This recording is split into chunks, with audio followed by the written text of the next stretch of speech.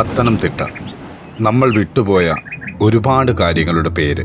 ഇതാണ് പത്തനംതിട്ട. ഇവിടെ ജനിച്ചവർക്ക് ഈ നാടിനെക്കുറിച്ച് പറയാൻ വലിയ വാക്കുകൾ വേണ്ട. കാരണം ഈ നാട് നമ്മളെ വാക്കുകളില്ലാതെ തന്നെ വളർത്തിയതാണ്. പത്തനംതിട്ടയിലെ രാവിലെകൾ ഇന്നും ഒരേപോലെ തന്നെയാണ്. പക്ഷികളുടെ ശബ്ദം, അകലെ നിന്ന് കേൾക്കുന്ന ക്ഷേത്രമണികൾ, മുറ്റം തൂക്കുന്ന അമ്മമാരുടെ ചലനം.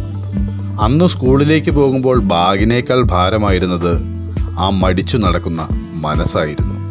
ഇന്ന് ജീവിതത്തിലേക്ക് പോകുമ്പോൾ നമ്മൾ എടുത്തത് അതിലും ഭാരമുള്ള ഉത്തരവാദിത്തങ്ങളാണ്.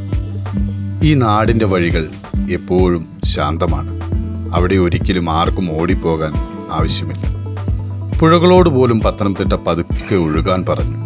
വേഗത്തിൽ പോയാൽ ഓർമ്മകൾക്ക് പിടിക്കാനാവില്ലെന്ന് ഈ നാട് അറിഞ്ഞിരുന്നു. മഴ ഇവിടെ ഒരു കാലാവസ്ഥയല്ല, അതൊരു വാർത്തയാണ്, അതൊരു ഓർമ്മയാണ്. മഴ പെയ്യുമ്പോൾ വീടിൻ്റെ തിണ്ണയിലിരുന്ന് വെറുതെ പുറത്തേക്ക് നോക്കിയിരുന്ന നിമിഷങ്ങൾ ഇന്ന് നമ്മൾ മഴയെ ഒരു തടസ്സമായി കാണുമ്പോൾ അന്ന് മഴ ജീവിതത്തിൻ്റെ ഭാഗമായിരുന്നു. ഈ നാടിൻ്റെ ആത്മാവ് വിശ്വാസത്തിലാണ് വളർന്നത്. ഓരോ മണ്ഡലകാലത്തും നഗരം തന്നെ ഒരു പ്രാർത്ഥനയായി മാറും. അഹങ്കാരം പുറത്താക്കി നിശബ്ദത അണിഞ്ഞ് മലയിലേക്ക് നടന്നു പോയ ലക്ഷക്കണക്കിന് കാലടികൾ. അവയെല്ലാം ശബരിമല എന്ന ഒരേ ലക്ഷ്യത്തിലേക്കായിരുന്നു. ശബരിമല പത്തനംതിട്ടയ്ക്ക് തിരക്കു മാത്രം നൽകിയില്ല, അതിനു നൽകിയത് ഒരു തിരിച്ചറിവാണ്.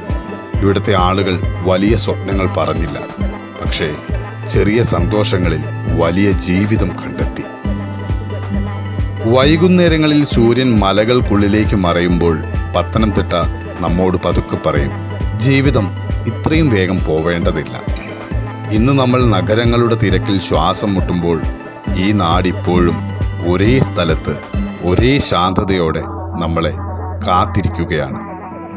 രാത്രിയിൽ സ്ട്രീറ്റ് ലൈറ്റുകളേക്കാൾ നക്ഷത്രങ്ങൾ തെളിഞ്ഞിരുന്ന ആ ആകാശം അതിന്ന് ഓർമ്മകളിൽ മാത്രം ജീവിക്കുന്ന ഒരു സ്വർഗമാണ്.